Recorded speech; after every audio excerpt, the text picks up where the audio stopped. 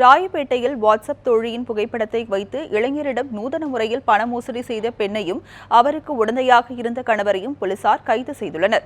Chennai Ice House டீ போர்ட் தெருவைச் சேர்ந்த தயாநிதி அதே பகுதியில் வாசனை பொருட்கள் வியாபாரம் செய்து வருகிறார். ராயப்பேட்டை சாந்தா சாஹிப் தெருவைச் சேர்ந்த இப்ராஹிம் என்பவரது மனைவி யாஸ்மின் என்பவர் தயாநிதி வீட்டில் முன்பு குடியிருந்ததாக கூறப்படுகிறது.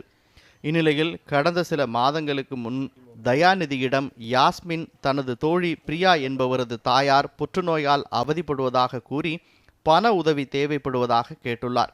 பின்னர் பிரியா என்கிற பெயரில் ஒரு போலியான வாட்ஸ்அப் கணக்கு ஏற்படுத்தி அதில் தனது தோழியான ரேவதி என்பவரது படத்தை வைத்து அதன் மூலம் தயாநிதியிடம் நட்பாக பழகியுள்ளார்.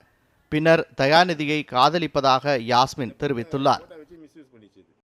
பிரியான்ற நம்பரில் இந்த ரேவதின்றவங்க வாட்ஸ்அப்லேருந்து ஃபோட்டோ எடுத்து எனக்கு அனுப்பி இவங்க தான் பிரியான்னு சொல்லி என்கிட்ட பேசி வாட்ஸ்அப்லேயும் சேட் பண்ணி என்னுடைய பணத்தை வந்து பிடிங்கிட்டாங்க. எவ்வளோ மாதமாக அது மாதிரி குறைஞ்சி ஒரு 2 மாதம் 2லேருந்து 2.5 மாதத்துக்குள்ள. இவங்க யாஸ்மின் இது முன்னாடி ஏதாவது மாதிரியான ஃப்ராடுகள்? யாஸ்மின் இப்போ எனக்கு 7 லட்சம் தரணும்னு சொல்லிட்டு வெளியில் வந்து இப்போ ஒரு லேடிக்கிட்ட 3 லட்ச ரூபாவும் இன்னொரு லேடிக்கிட்ட 1,65,000 வாங்கி இது வரைக்கும் இருக்குது. இப்போ அவங்களும் கம்ப்ளைண்ட் கொடுக்கறதா ஒரு முடிவில் இருக்கிறாங்க.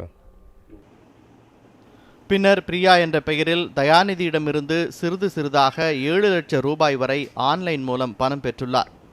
இந்த நிலையில் தாம் கொடுத்த பணத்தை திரும்ப தரும்படி தயாநிதி கேட்டுள்ளார். இதையடுத்து யாஸ்மின் தனது கணவர் இப்ராஹிம் துணையோடு அதே பகுதியில் வசிக்கும் தோழி ரேவதி வீட்டிற்கு சென்று அவரின் செக் புத்தகத்தை திருடியுள்ளனர். பின்னர் அதில் பிரியா என்று கையெழுத்திட்டு யாஸ்மின் கொடுத்துள்ளார். இதில் சந்தேகமடைந்த தயாநிதி வங்கியில் விசாரித்த போது அது ரேவதி என்பவருடைய காசோலை என்பது தெரிய வந்தது. இதையடுத்து ரேவதியின் முகவரிக்கு சென்று பார்த்தபோது தம்மிடம் வாட்ஸ்அப்பில் தொடர்பில் இருந்த பெண் பிரியாவின் படம்தான் ரேவதி என்பது தெரிந்து அதிர்ச்சியடைந்தார். இதைத் தொடர்ந்து ரேவதியும் தயாநிதியும் ராயப்பேட்டை மற்றும் ஐஸ் ஹவுஸ் காவல் நிலையங்களில் புகார் கொடுத்தனர். பிரியான்ற பேரில் அவங்களுக்கு அக்கௌண்ட்டே கிடையாது. நம்ம பார்த்தா அது சுவாதின் திரும்பி என்னம்மா பிரியா பொண்ணு பேர் பிரியா கிடையாதுன்னா சுவாதின்னு சொல்லிட்டு 2 செக்கு கொடுக்குறாங்க.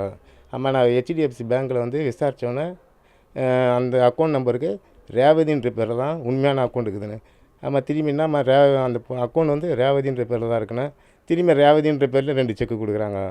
அம்மா எனக்கு டவுட் ஆகி காவல்துறை துணை ஆணையாளர் DC கிட்ட கம்ப்ளைண்ட் கொடுத்து நடவடிக்கை எடுத்தாங்க.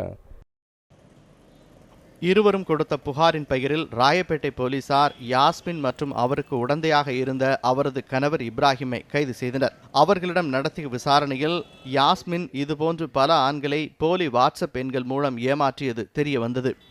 இதையடுத்து யாஸ்மின் இப்ராஹிம் ஆகியோர் சைதாப்பேட்டை நீதிமன்றத்தில் ஆஜர்படுத்தப்பட்டு புழல் சிறையில் அடைக்கப்பட்டனர். நியூஸ் 7 தமிழுக்காக செய்தியாளர் மணிகண்டன்.